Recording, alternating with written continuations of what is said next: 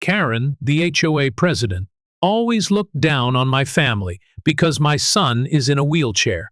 But when she took it upon herself to cut my son's hair, calling him a burden and filthy, I knew I couldn't stay silent any longer. No yelling, no arguing. I quietly gathered evidence. Every email, every video, every word she said. And when the truth was revealed, Karen never expected that the father she insulted was actually the chief of police in the city. The first official letter arrived just 3 days after we moved in. A pristine white envelope with the HOA logo stamped in gold slipped under our door like a silent declaration of war. Inside, Karen's handwriting was as sharp and precise as her personality. Dear Mr.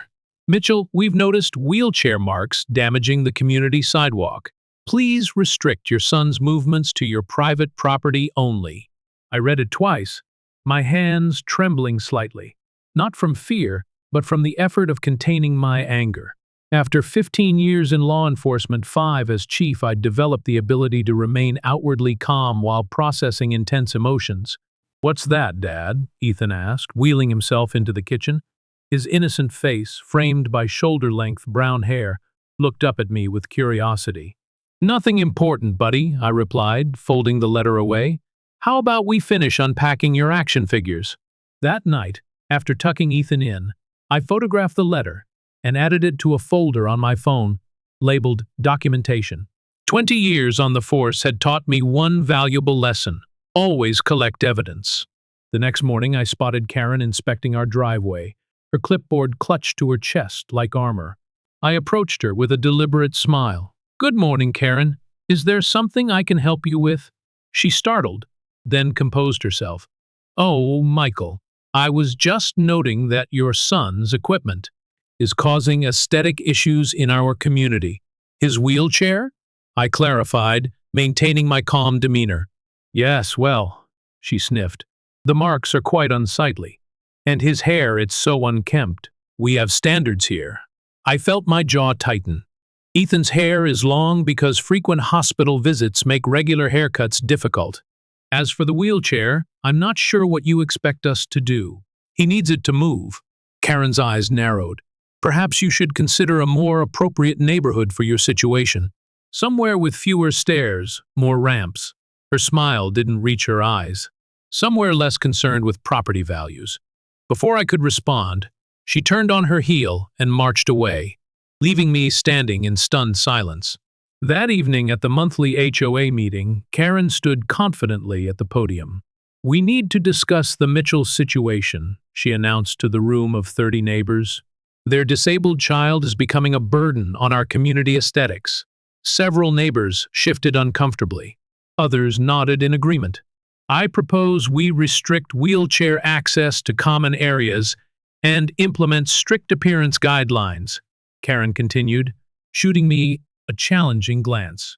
I sat quietly in the back row, observing who nodded, who frowned, who remained silent. My police training kicking in, identifying allies and threats, mapping the social terrain. "If you can't properly care for your child," Karen concluded, looking directly at me, "perhaps this isn't the right neighborhood for you." I didn't respond. Not yet.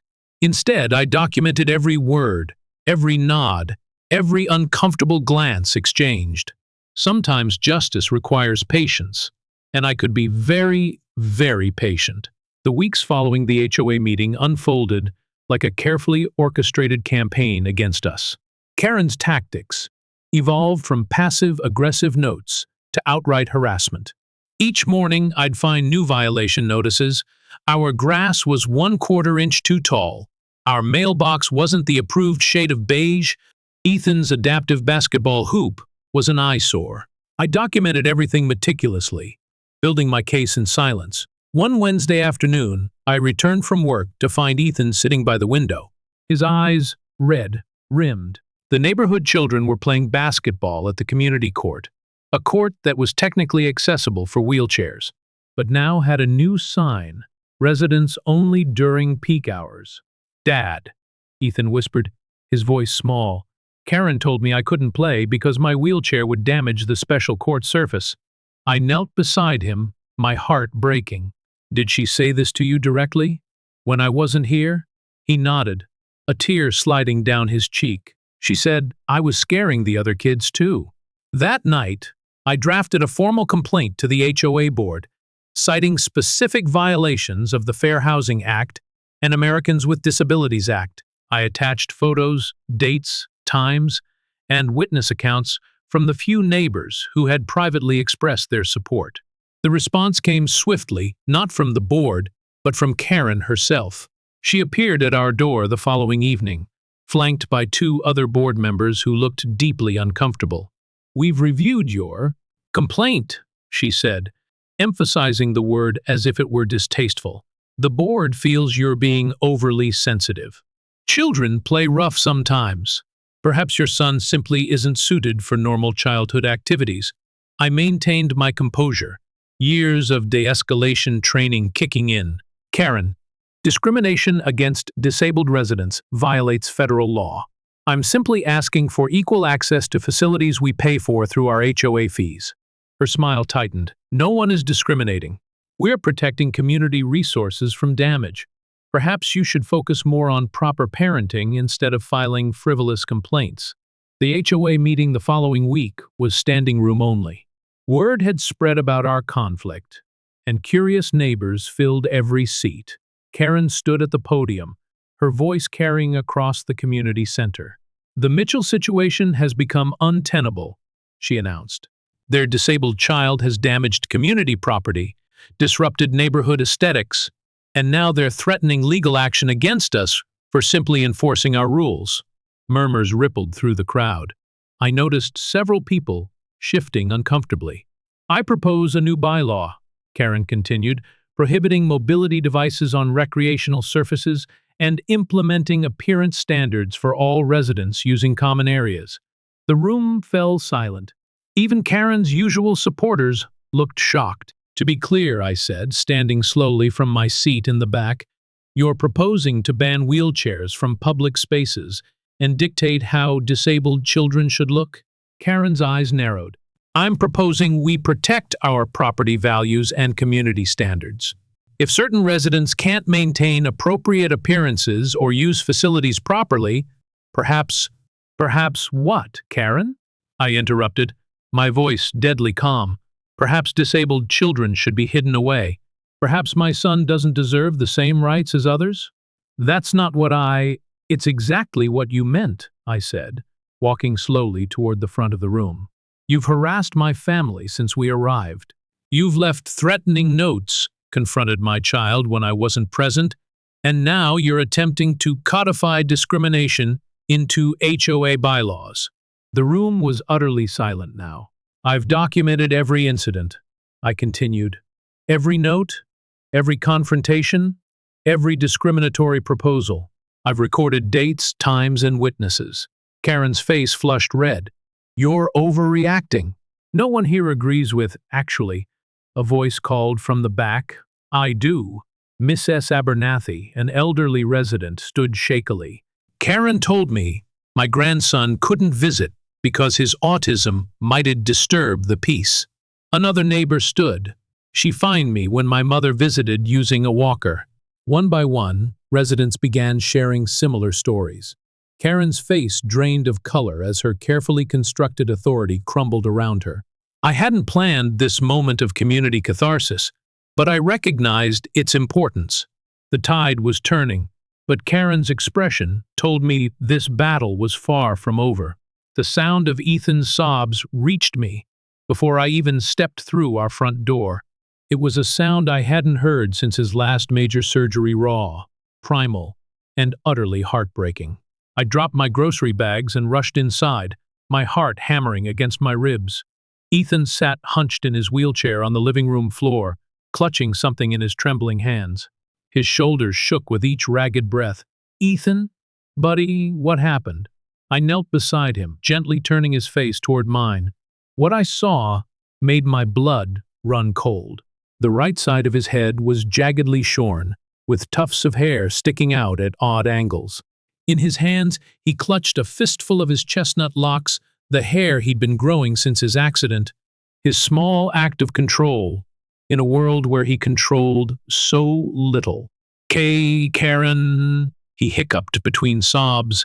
She said I was dirty, that I looked like a girl. My vision narrowed, a familiar sensation from my years on the force when confronting dangerous situations. I took 3 deep, measured breaths.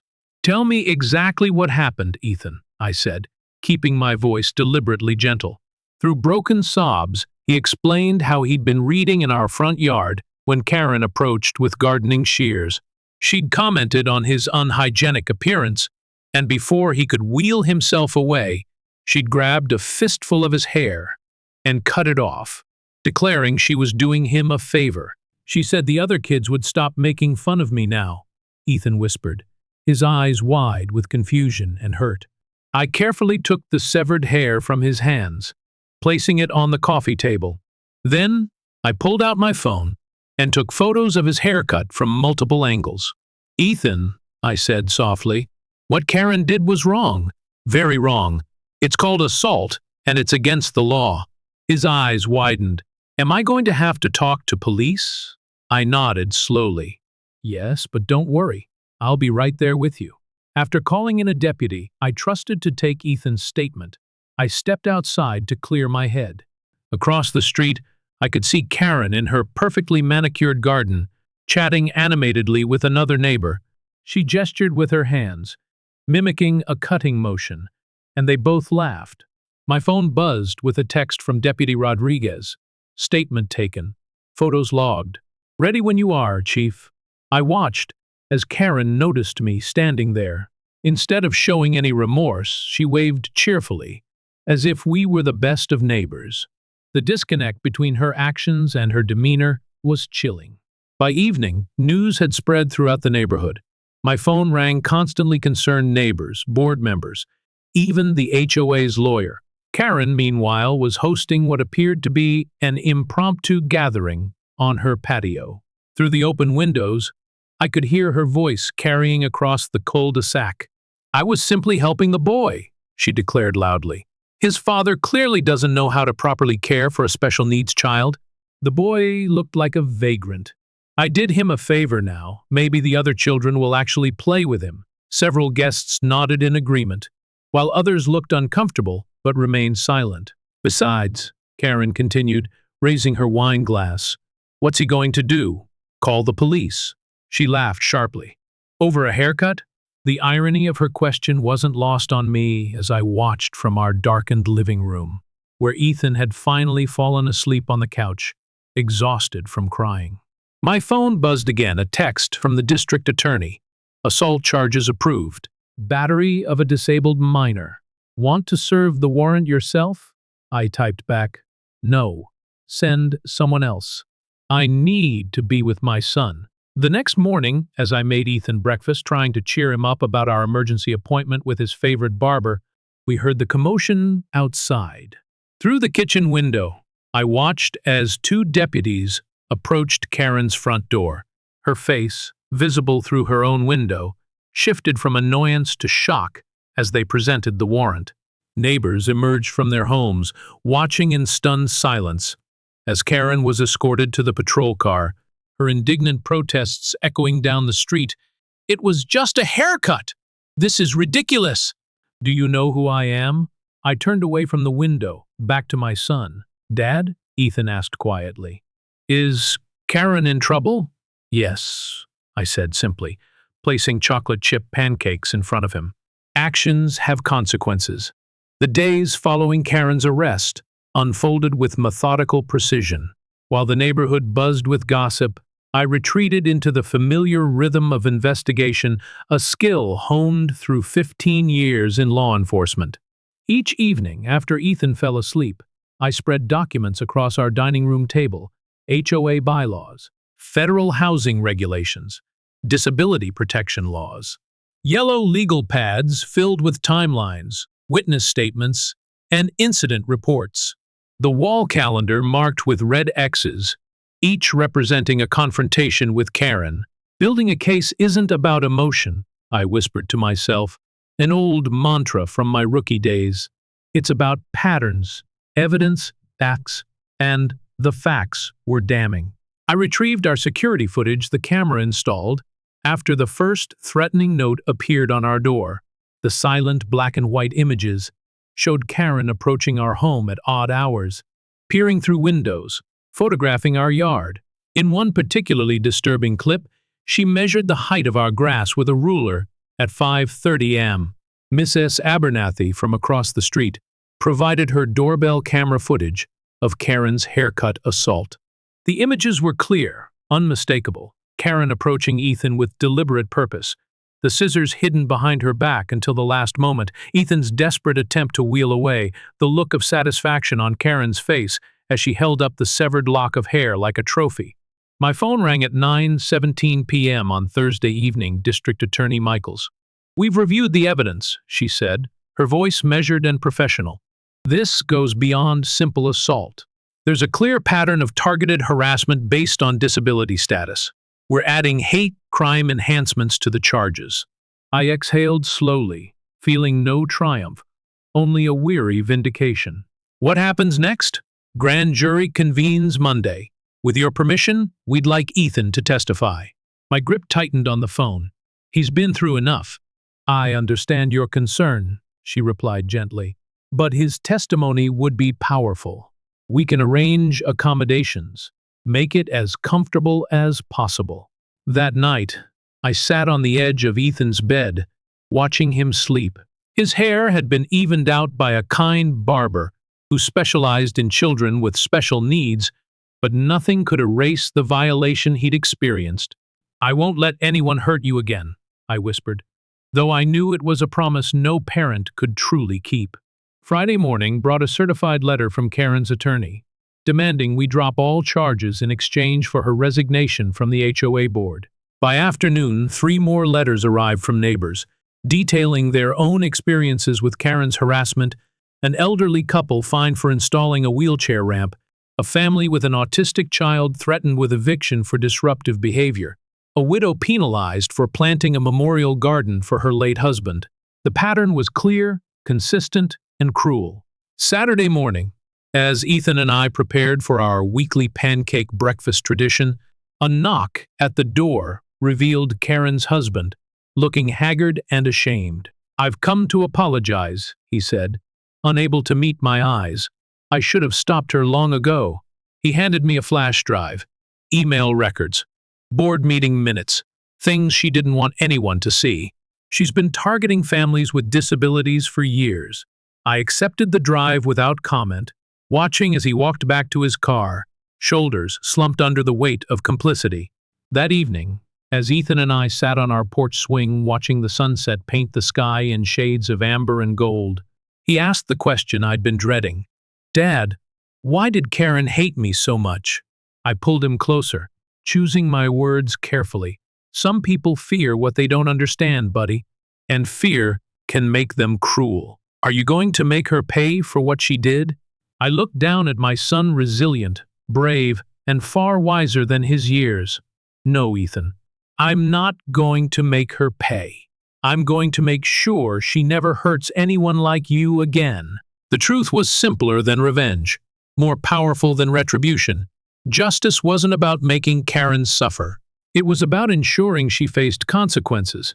Yes, but more importantly, it was about protecting others from experiencing what we had endured. The monthly HOA meeting at the community center buzzed with unusual energy. Attendance had tripled, with neighbors filling every chair and lining the walls. Karen, oblivious to the shifting winds, presided with her typical authoritarian flair. "Item 7 on tonight's agenda," she announced, shuffling her meticulously organized papers, "concerns the ongoing disruption at 42 Maple Street. My address, my home." Karen's voice hardened as she continued, "The presence of a severely disabled child presents certain challenges to our community standards. Property values are at stake." A collective intake of breath rippled through the room. "I've collected signatures from concerned residents," Karen declared, brandishing a folder. 28 households agree that the situation is untenable. I chose that moment to step through the double doors, my police chief's uniform crisp and official. The room fell silent. "Excuse me, Karen," I said, my voice carrying clearly across the hushed space. "Before you continue, I'd like to address the assembly." Karen's smile faltered. "This isn't on the agenda, Chief Williams." "I believe it is," I replied, approaching the podium, "under community safety concerns." Without waiting for permission, I connected my laptop to the projector. The screen illuminated with crystal clear footage of Karen approaching my son, scissors glinting in the sunlight. "This was recorded 3 weeks ago," I explained calmly. "My son was reading in our front yard when Miss S. Simmons assaulted him." The room erupted in gasps as the video showed Karen cutting Ethan's hair while he struggled to escape. "Additionally," I continued, advancing to the next slide, "I have evidence of falsified signatures on that petition you're holding." I displayed side-by-side comparisons of authentic signatures beside Karen's forgeries. Miss S. Rodriguez never signed this. Neither did the Patels, the Goldsteins, or the Washingtons. Karen's face drained of color. "I was only trying to maintain standards. For everyone's benefit." "Benefit?" Mrs. Rodriguez stood up, trembling with anger. "You forged my signature to harass a disabled child?" Motion to remove Karen from the board, called Mr. Washington from the back row. "Effective immediately." "Seconded," echoed a dozen voices. Karen clutched her designer handbag, eyes darting wildly. "You can't do this! I've given everything to this community!" "The motion carries," declared the vice president, avoiding Karen's gaze. "Please surrender your HOA credentials." As Karen fled the room, shoulders hunched in defeat, I felt no triumph, only the quiet satisfaction of justice finally served.